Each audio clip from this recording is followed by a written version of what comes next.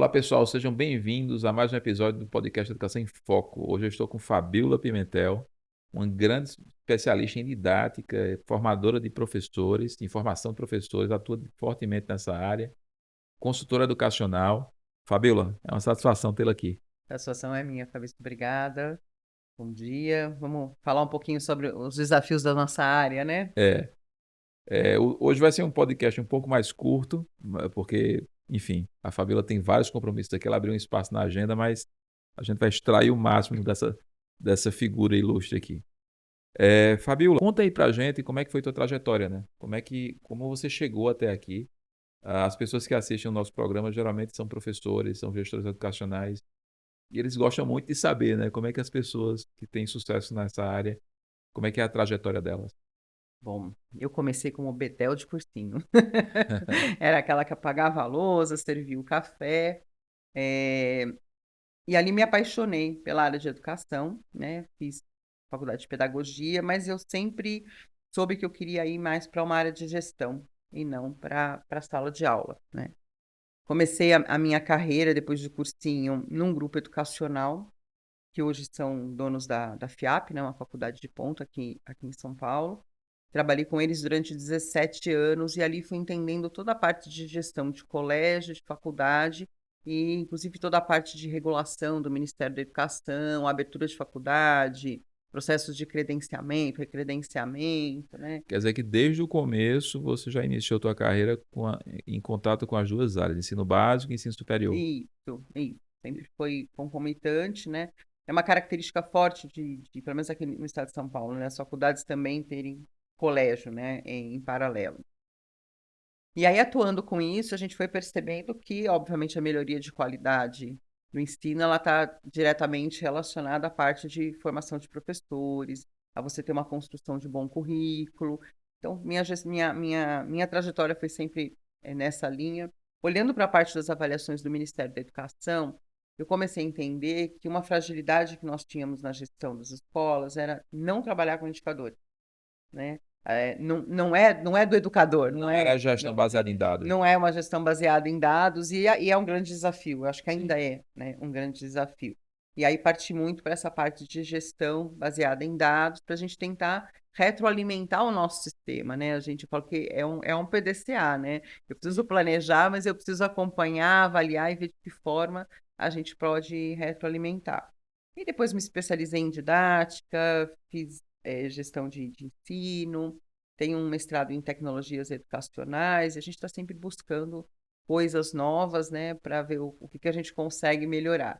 Então, como consultora educacional, sempre fiz esse trabalho de diagnóstico, né, de tentar entender a fragilidade da instituição, e entender também as fortalezas, porque a gente muitas vezes vai muito de forma crítica, né, no que não está legal, mas a gente sempre tem coisas muito boas em todas essas instituições. De que maneira a gente consegue potencializar essa fortaleza e trabalhar com a parte crítica, né? E aí focando muito na parte de indicadores, de avaliação, fazer com que o professor entenda a necessidade da avaliação e como que ela é construída, né? Quando você está falando do ensino superior, você tem que olhar para as dimensões avaliadas pelo Ministério da Educação, né? Porque isso impacta na avaliação da instituição, impacta nos resultados do aluno. E quando você está na formação de ensino básico, você tem que olhar para SAEB, SARESP, a gente tem que ver como é que é a construção do IDEB, para a gente estruturar isso junto na escola. Ainda há uma lacuna, né, do que a gente trabalha na escola versus o que as avaliações externas trazem, né? Eu acho que principalmente no Brasil, né, pessoas olham para a avaliação talvez com um conceito enviesado, né, no setor educacional. Não sei se você vai concordar comigo. Acho que punitivo. Às vezes, esse é um ponto, né? Às vezes o gestor educacional ele olha para a avaliação, o professor também, o próprio estudante, como uma forma de obstacularizar o processo. Quando, na verdade, seja qual for o mecanismo de avaliação, ele é um mecanismo de coleta de dados, Uhum. né? Justamente para que você tenha os dados para fazer a gestão. E ninguém olha para a avaliação, ou quase pouca gente pensa dessa forma, né? É como se fosse um obstáculo que você coloca ali dentro do processo. Quando, na verdade, a função da avaliação é coletar dados. E como toda ferramenta de coleta de dados, você precisa de padronização, você precisa de método bem definido, porque senão você coleta o dado de qualquer jeito, vai ser impossível você usar aquele dado de forma comparativa.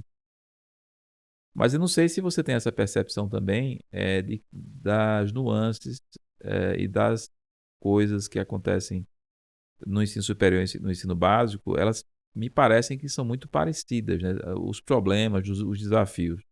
Você pega, por exemplo, a questão curricular. No ensino superior, os currículos deveriam ser baseados nas DCNs.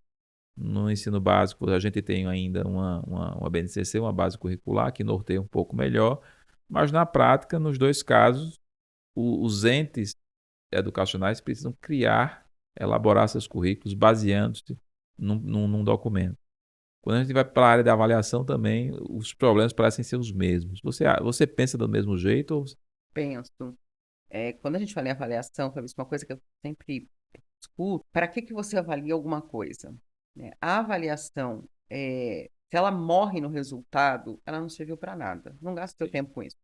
Né? A gente precisa, por isso que eu falo que a gente ainda tem um olhar punitivo, né, da avaliação para você rotular um bom aluno ou um mau aluno. Isso não vai resolver nada no nosso projeto de ensino.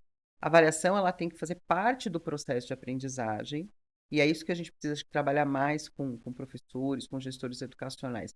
Eu preciso olhar para o que não está bom dentro dessa avaliação e ver de que forma eu corrijo. Para isso, a gente tem recomposição de aprendizagem, para isso, cada instituição, sendo ela pública ou privada, precisa ter um projeto, né? Dentro do seu projeto pedagógico, a gente tem que ter uma parte onde a gente estrutura assim, o que a gente vai fazer com o resultado da avaliação.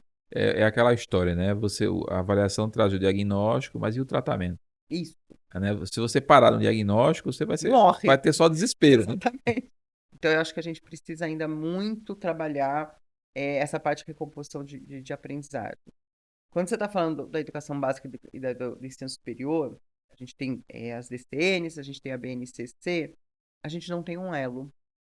Né? A impressão que eu tenho dentro da nossa estrutura é que existe um quadrado da educação básica e um quadrado do ensino superior que não se liga. E quando você fala de desenvolvimento de competências, de habilidades, isso deveria ser uma trajetória, Sim. né? Quase como uma linha de formação, claro, dependendo da Uma especificidade, trilha, né? uma trilha, né? A gente teria que olhar a educação como uma trilha de aprendizagem, onde tudo que é construído, né, durante o período da educação básica, o ensino superior teria que dar continuidade para isso. E eu enxergo que a gente tem uma quebra. Acabou o colégio, né? Colégio da minha época que fala, né? Acabou tudo e você começa de novo, né, no ensino superior sem ter uma conexão. E me parece que essa quebra ela acontece novamente quando você termina o ensino superior. Você quebra a formação do ensino superior, quando vai para o mercado, parece que tem que aprender Tudo de tudo de novo. novo. Né? É como se nada tivesse conexão, né? No ensino superior, eu acho que a gente é, tem que voltar um pouquinho para olhar os currículos de uma forma mais aprofundada, né? Quando eu trabalhei na FIAP, uma coisa que a gente fazia muito era isso, olhar para o mercado de trabalho. Porque a gente brincava assim, o aluno que entra hoje, quando ele sai daqui 4 anos num curso focado em tecnologia, ele já está morto para o mercado. Porque o Sim. mercado de trabalho de hoje em tecnologia não é o mesmo mercado do que há 4 anos atrás. Eu acho que a gente passou aí por várias reformas de currículo, várias diretrizes curriculares, e aí tem um lado de vamos enxugar custo, então enxugou demais os currículos. Acho que a gente tem uma formação um pouco mais rasa hoje, e não tem, de uma forma estruturada, né, dentro das instituições, esse olhar para o mercado.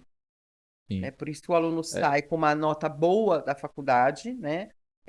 Acho que claro, com exceções de grandes players, né, do ensino, as universidades públicas, eu acho que tem um ecossistema que ajuda muito a retroalimentar esse currículo, porque tem a parte de extensão, tem a parte de pesquisa, tem um olhar diferente, mas a gente ainda precisa melhorar essa conexão de competências e habilidades do mercado de trabalho com as nossas estruturas curriculares. talvez isso aconteça porque os currículos do ensino superior eles deveriam estar imersos no mercado, né? Eles Sim, deveriam ser vivos.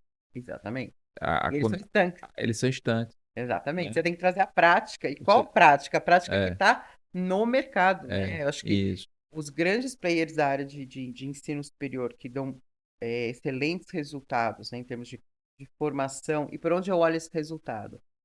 Qual é a, qual que é o percentual de alunos da sua instituição de ensino que terminam o seu curso superior empregados? E empregados onde? Empregados na área de formação, sim. né? Porque empregado ele pode estar, mas em algo que não tenha nenhuma conexão com a formação dele. Isso tem que ser um indicador. E para que isso dê certo, a gente tem que trazer a prática para dentro da instituição. Sim. E esse problema que você está relatando aí gerou um movimento de mercado bem interessante, vamos dizer assim, né?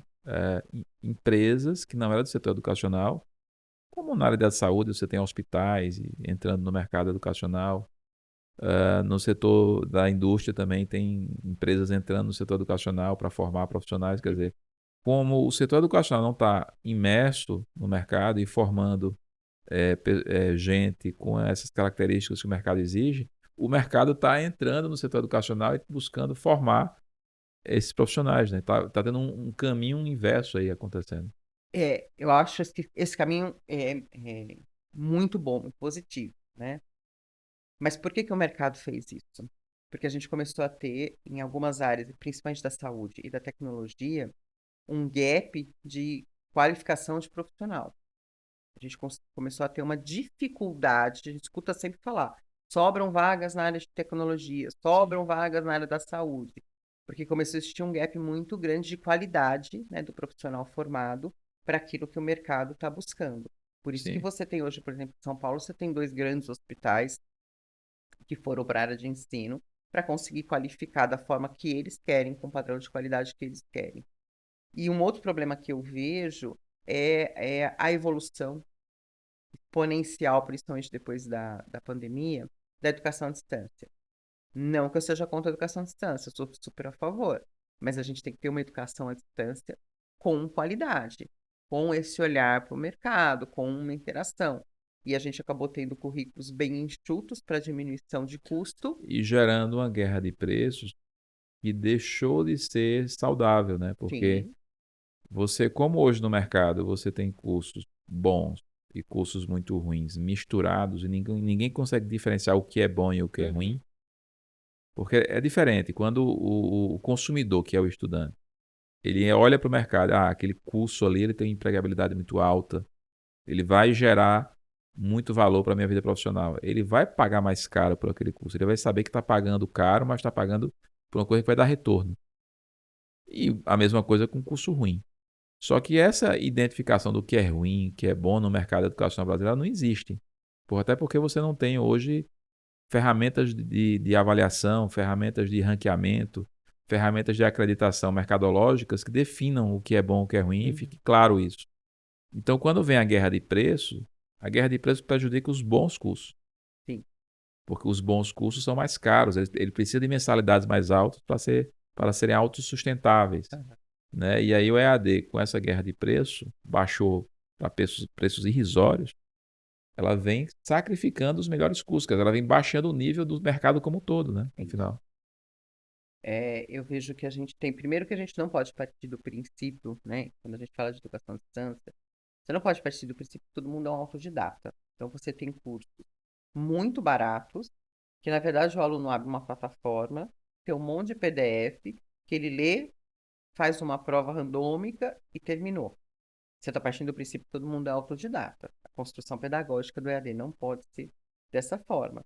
E essa guerra de preço, ela é muito complicada e eu tenho uma preocupação que eu falo que o Brasil nós vamos pagar uma conta social muito alta. Quando eu tenho professores mal formados, que vêm de cursos de pedagogia no EAD, agora o Ministério tá atuando para mudar isso, o professor vai para a sala de aula e vai formar mal o seu aluno. Isso acontece em todas as outras profissões. Sim, Por que que a gente teve um movimento muito forte há pouco tempo atrás dos conselhos da área da saúde para segurar o EAD? Não é pelo problema do EAD ser ruim, é pela forma como o EAD está sendo tratado no nosso país. sim, Então, a gente sim. precisa conseguir um meio do caminho, porque estatisticamente hoje eu tenho muito mais professor na educação à distância, aluno na educação à distância do que no presencial. Eu não vejo uma maneira mais simples de resolver isso, a não ser por meio de mecanismos de controle avaliativos, né? Você não tem, mesmo que não sejam punitivos, mas que mostre ao mercado quem é quem. Ó, esse curso está aqui, está aberto, ele existe, mas todas as avaliações feitas nele mostram que esse curso aqui não é bom, não presta. Já esse outro aqui, isso tem que ficar claro. Para onde está indo cada aluno, né? A Porque aí avaliação dos alunos o formados mercado ele também. define. O aluno que quer uma coisa muito boa e ele tem condições de pagar, ele vai pagar mais caro. Porque ele sabe que aquilo é melhor, né? Mas hoje não dá. Hoje eu olho para o mercado, peraí, eu vou estudar onde? E Né? aí, junto com a questão da qualidade do ensino, eu acho que isso tudo também, esse movimento traz um outro problema, que é uma desvalorização do trabalho docente. Quando você coloca os custos de educação à distância, R$ 50, como a gente vê em vários locais, e a gente sabe, com experiência de gestão educacional, que isso não paga o custo, o que está por trás disso é uma desvalorização docente. É você Sim. contratar poucos professores para tutoriarem salas com 1.000, 2.000 alunos. Precariza todo o trabalho. Exatamente, você vai prejudicando toda essa cadeia. Toda a cadeia, é Né? verdade. Então, Verdade. isso precisa ser revisto de uma forma bastante urgente no Brasil. Outro ponto, né, que eu acho que é interessante a gente conversar é sobre os currículos na área da educação, né? As licenciaturas na própria pedagogia. É, por exemplo, na Inglaterra, eles têm uma maneira um pouco diferente, um pouco não, é bem diferente Bem do resto do diferente. mundo em relação à formação de professores. Eu até estive lá recentemente conversando com o professor Arthur, que é um brasileiro que mora lá e se tornou professor da King's College. E ele estava me explicando exatamente como é feita essa formação lá. Então, hoje na Inglaterra, para você ser professor, se habilitar para ser professor, você pode ter formação em qualquer área. Então, você pode ser um engenheiro, você pode ser um farmacêutico, um médico, o que for, desde que você faça uma capacitação que dura em torno de um ano, 10 meses a um ano, muito intensa, muito forte. Ele disse que foi é uma coisa muito pesada mesmo. E aí você se habilita, e aí tem um período que dura em torno de 3 anos, mas você já está dando aula, que é como se fosse um estágio de observação. E aí depois que passa esses 3 anos, você já é um professor totalmente habilitado. No Brasil, a gente tem uma formação de professores parecida com a do resto da maioria dos outros países, né? Você tem licenciatura, você tem cursos específicos que formam professores. É, eu gostei dessa ideia da Inglaterra. Talvez ela pudesse ser uma modalidade no Brasil, quer dizer, a gente pudesse ter duas modalidades de formação de professores, um Uhum. que entra pela licenciatura e outro que vai pela capacitação pós-formação inicial. Eu não sei o que é que você pensa sobre isso. Como é que a gente poderia, ao mesmo tempo, melhorar a qualificação inicial dos professores e aumentar o leque de possibilidades? Por exemplo, eu gostaria de ver, por exemplo, um engenheiro dando aula de matemática, por que não? Né? Eu concordo muito. Eu vou te dar um exemplo. Aconteceu ontem na minha casa, assim, a minha filha comentando de uma professora incrível, né, que ela faz faculdade de Direito. E aí ela falou assim, mãe, uma aula com uma professora maravilhosa, a doutora Angélica Carlini. Eu falei, mas ela é uma papa na área de seguros, né? Uma coincidência, eu também já trabalhei com essa professora na Escola Superior de Seguros, Escola Nacional de Seguros. E aí ela falou assim, mãe, mas é incrível, porque ela é uma advogada, mas ela entende muito da área de seguros. Então, esse casamento é E perfeito. Eu gosto muito dessa ideia da Inglaterra. Eu acho que, assim, faculdade de medicina, quem tem que estar lá é o médico, né? Que é você também valorizar a formação de base de cada um. Eu acho que nós perdemos muito em termos curricular. Aí vou te falar, por exemplo, da pedagogia. Esses dias até, arrumando aquelas pastas velhas de documento, né? Eu me deparei com o meu currículo da época da PUC, quando eu fiz faculdade, faz tempo, gente. E era um curso muito extenso, muito parrudo. A gente tinha que ler muito, pesquisar muito, estudar muito. E aí eu fiz por curiosidade, ele não depara com os currículos atuais. Não tem mais nada a ver a formação. A formação ela ficou muito rasa. E sim, isso prejudica esse profissional que nós estamos formando, que na maioria das vezes batalha muito para conseguir pagar esse curso, né? A gente tem hoje ainda uma dificuldade social muito grande no Brasil para isso. Então, não é ele paga um curso barato, não, ele rala para pagar aquele curso barato. né? 90% do nosso estudante hoje de superior, ele é de curso noturno, trabalha o dia inteiro, faz faculdade à noite e não tem uma formação Sim. adequada. Há tempos atrás, você tinha nos cursos tanto da pedagogia quanto da licenciatura a parte de estágio, mas que era levado de uma forma muito a sério. Então, por exemplo, eu quando eu fiz a pedagogia, eu fui fazer estágio em colégios, eu fui fazer observação de aula, eu fui trabalhar junto com um coordenador para entender como funcionava isso tudo, e você tinha uma forma muito rígida de comprovação junto à faculdade. E, de certa forma, você tinha um componente de gestão educacional maior, né? Muito. E hoje eu não consigo Não enxergar, tem, não tem. não tem. Hoje o pedagogo ele se forma praticamente sem muita A noção educação da gestão básica. Não, pedagógica. nem Ele tem alguma noção da atuação no ensino básico, ensino superior também muito pouco, ou quase nada, nada. Nem e a gestão isso, a parte de regulação, nada. nada. E você tem também, na minha concepção, não sei se você vai concordar comigo, uma restrição de autores, assim, de bibliografia muito Sim, grande. Você tem ali Paulo Freire, você vai ter Libânio, você vai ter Vygotsky, enfim, vai ter uns 6 autores que baseiam todo o curso. E grandes autores internacionais, né, americanos, o Daniel Stufferby, cases de fora, o Inglaterra, Benjamin Bloom, Finlândia. Inglaterra, cases atuais. Não tem. Você não tem uma conexão com o resto do mundo. É um mundo fechado, É, né? é. E que termina esse profissional indo para o mercado com a mentezinha muito restrita, né? Em termos de. Enquanto o mercado fala em inovação, né, a gente não traz isso para formação. E aí eu também penso assim, por que, que a gente não traz, sabe isso? Porque também é uma forma de diminuir custo. Né? Se eu for ampliar os meus autores, os cases, quando você olha para educação à distância, eu tenho que ter uma biblioteca virtual muito boa, muito Sim. parruda para dar conta de tudo isso. E o MEC, a gente tem quando você fala em biblioteca física, né, você tem um cálculo de número de livros por alunos. Se eu coloco uma bibliografia extensa, Você tem o muita meu experiência em regulação, custo né? é Você muito alto. está fazendo a conexão já com a regulação, Exatamente. né? Então aí se eu coloco uma bibliografia enxuta, o meu custo é menor. E infelizmente hoje a gestão é muito vista por esse lado. Então a gente tem muita coisa incrível na área de educação acontecendo, muita inovação, mas que a gente não está trazendo. Quando a gente está falando dessa questão de estágio, alguns estados estão trabalhando com algumas situações muito interessantes. Não sei te falar de todos que tem hoje, mas eu sei que Paraná tem isso, o estado de São Paulo também.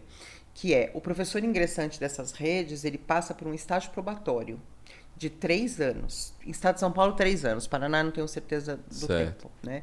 Onde ele tem ele passou no concurso, ele está aprovado, ele vai para a sala de aula, mas ele tem um pool de avaliações, de formações que Ah, ele tá. obrigatoriamente tem que fazer, Legal. né? Que é o que lá no exterior o pessoal fala da formação do professor de primeira entrada, né? Exatamente. E é a formação em serviço, né? Você Isso. tem toda a tua bagagem da tua formação de ensino superior, de pós, enfim. E aí o que se fala em formação em E aí você serviço. termina ampliando, né? Ele sai com a formação, entre aspas, restrita, mas aí com 3 anos dá para você ampliar esse leque de Isso, coisas, e né? você não solta ele, né? Porque Sim, também tem um outro lado, principalmente quem está em começo de carreira, nós já passamos por sim. isso.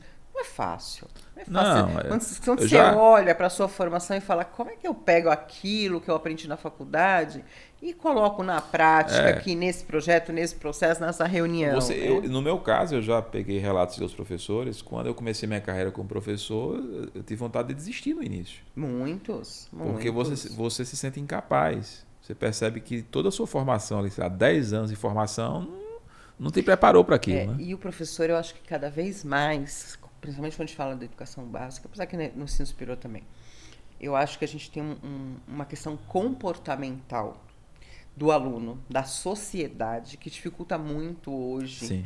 o trabalho do professor.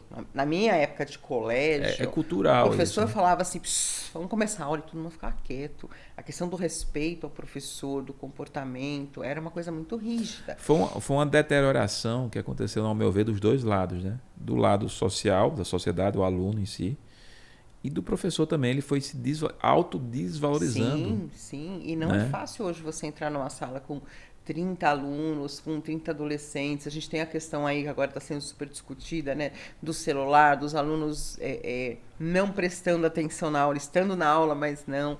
E aí o professor recém-formado, eu acho que ele tem uma dificuldade muito grande de conseguir trabalhar isso. Então, quando ele trabalha isso com apoio, né, de professores mais experientes, com um apoio da gestão educacional direcionando ele melhor, você tem uma chance muito maior dele conseguir evoluir bem nessa carreira. Sim, sim. Um outro ponto, né, que é interessante aqui no Brasil em relação à formação de professores é a questão da formação dos professores na área específica da avaliação. Né? A gente percebe que a gente que trabalha com isso, né, você, eu lá na Questione, você nas suas atividades de consultoria e formação de professores, já deve ter percebido isso. Um dos pontos mais frágeis na formação do professor, me parece que é a avaliação. Né? Até que ponto essa frase está correta? Né? O professor não sabe avaliar. Essa é a grande questão. É difícil a gente rotular, né? Sim, Tem gente claro, que sabe muito, não dá para claro, né? generalizar, claro. O que eu acho que falta é ter um consenso do que a gente quer avaliar. Então, hoje, eu acho que a gente tem uma desconexão também do que está em uma BNCC, num currículo de determinado estado. Aí você pega SAESB, SARESP, IDEB. Cadê a conexão de tudo isso? E nós criamos indicadores, mas nós não voltamos para o professor para explicar para ele como é que isso tudo está estruturado. Acho que ele tem uma dificuldade. Eu acho que uma parcela ainda tem aquela questão da avaliação ser punitiva para o aluno, ou da avaliação ser só algo de cumprir tabela. Eu tenho que dar uma prova. E tem um ponto que eu acho que é pertinente, que é a própria instituição, seja uma escola ou um ente, uma prefeitura, um estado, enfim, ou uma universidade, muitas vezes ela não tem processos bem definidos avaliativos. Né? Então o professor ele entra para trabalhar naquela instituição, não tem um processo, ele até pode entender de avaliação, mas não existe um processo. E ele sozinho não vai conseguir instituir esse processo. Isso, acho que né? Isso é importante. Porque a avaliação, em grande parte, ela não depende só do professor, ela depende de uma estrutura de gestão. Sim. Que o ente educacional precisa ter, né? Sim, eu acho que isso é essencial. Toda escola, toda faculdade. A gente tem que ter um processo avaliativo, tem que existir uma transparência e uma formação do professor, porque se eu for dar aula hoje numa escola A, talvez eu tenha um processo avaliativo diferente de uma escola B. Sim. A avaliação não é tudo igual em todo lugar. Depende do projeto pedagógico. Depende muito do projeto pedagógico, tem que ter essa conexão, né? Então, tem que ter uma formação, né, uma atualização daquele professor para esse tipo de avaliação, mas tem que ter um processo. Né? E tem que ter, para que você garanta a estrutura de um projeto pedagógico, tem que existir um processo de avaliação em todas as disciplinas, em todos os componentes. Porque você também tem aquele professor que o aluno fala assim, não, a prova desse é mais difícil, a prova desse é mais fácil. Porque cada professor entra e faz do seu jeito. E eu acredito muito, Fabrício, que o professor faz o seu melhor dentro da condição que ele tem. Sim. Né? Cabe à gestão dar subsídios. O professor brasileiro é quase que um herói. É um herói. Não, ele não é quase, ele é um herói, sem dúvida alguma. Né? Porque ele chega sem a formação adequada, ele tem que reaprender trabalhando, enfim, é uma loucura. Isso, e ele trabalha hoje e cada vez mais com todas as questões socioemocionais, né? Dos alunos, das famílias, isso tudo acaba caindo dentro da escola. O professor fala que todo professor é um pouco psicólogo, né? Muita coisa que não deveria cair na escola está caindo e caindo nas costas do professor e ele não está preparado para isso. Então ele vai ter que sozinho resolver isso. Né? É um trabalho que a gente tem que ainda teria que ter um foco muito forte, principalmente da parte do próprio governo, de políticas públicas, né? Porque os pais cada vez mais estão jogando na escola, né? De maneira cômoda, exatamente, vale salientar, assim, né? A escola que educa o filho, e não, existe um limite aí para algumas coisas, né? Então, um trabalho, as escolas têm que fazer cada vez mais, e a gente tem excelentes projetos em cima disso, uma conexão muito grande entre a escola e a comunidade, entre a escola e os pais, né? E junto com os professores. Geralmente as boas escolas, sejam públicas ou privadas, elas têm essa conexão forte com a família, né? Sim. Porque sem a família não dá para fazer educação. Não. Eu tive há um mês atrás numa escola em Guarulhos, uma escola pública, numa região de altíssima vulnerabilidade, mas que foi feito um trabalho, né, a estrutura que o diretor dessa instituição trouxe, de conexão, escola, comunidade, família, está trazendo resultados excelentes, e não resultados excelentes só nas avaliações, apesar dele ter bons resultados nas avaliações, né, mas da conduta dos alunos, da diminuição de violência dentro da escola, ele acaba ajudando até os pais a enxergarem a própria vida de uma forma diferente. Há um processo até inverso, o estudante educando a família. Exatamente, Né? exatamente. É interessante exatamente. Isso. Bem, eu vou para fechar nosso papo aqui, né? O tempo já está chegando, já passou aqui do seu limite, inclusive. Fabíola, eu sempre pergunto isso para especialistas da sua área, para ouvir um pouco a opinião de outras pessoas. Eu já tenho uma opinião meio que formada, talvez eu mude, de repente até você me convença. Hoje no Brasil a gente adota a BNCC no ensino básico, que é uma base, fala isso direto, não é um currículo, é uma base. O documento diz isso, mas as pessoas continuam teimando em usar como currículo.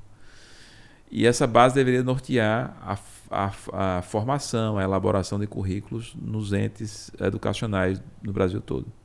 A ideia em si me parece boa, porque o Brasil é muito grande, são vários países dentro de um grande país. Sim. Então, você tem uma base, facilitaria para que diferentes regiões criassem currículos diferentes e adequados à sua regionalidade. Porém, a gente não tem no Brasil uma quantidade boa de curriculistas qualificados para estar criando N currículos. E criar currículo não é uma coisa simples, você sabe disso. Não, é bastante complexo.